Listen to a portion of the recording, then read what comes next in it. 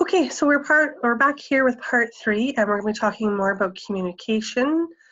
So what we're going to talk about is, communication is how we rely on our thoughts, our feelings, needs, and wants, and sharing that with the others around us.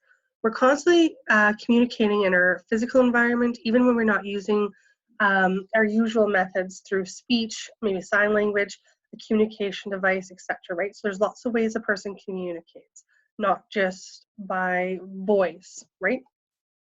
So when we're thinking about the different components of communication, there's 5 that come to my mind, and that's body language, tone, the actual language that we use, written language, is the message clear, right?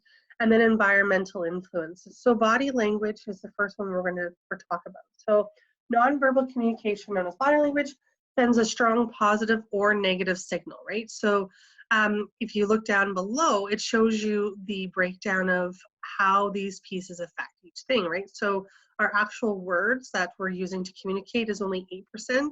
The tone of voice is 34%. Nonverbal cues is 58%, right? So you can see that the actual words we use don't often have as great an impact as like our facial expressions and our body language and the tone, right? So if you've seen the other videos where I've talked about stuff before, I've said you can say the exact same thing, right? The same sentence, but depending on the tone that you use or the way your facial expression is or your body language, it can give off 2 completely different messages, okay?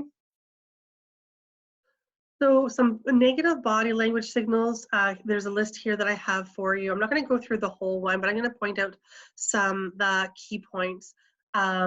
Are fidgeting in your chair, closing your eyes, not having that eye contact, maybe hand on your chin, things like this, hunched shoulders, arms crossed like this, like, it can give a really negative vibe to people around you.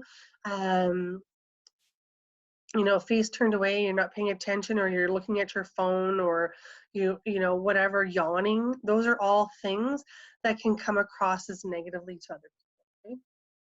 Some more positive body language signals are showing that you're ready to cooperate. So that means like sitting up in your chair, eye contact, openness, you maybe are leaned into the conversation a little bit, right?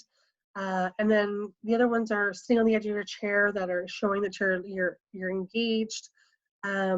You've got the eye contact, you're nodding along, all those pieces that show that you're attentive and alert to what's happening in your space.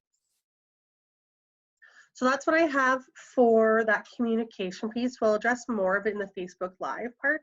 So please stay tuned for part 4, where we will talk more about criticisms and feedback, okay?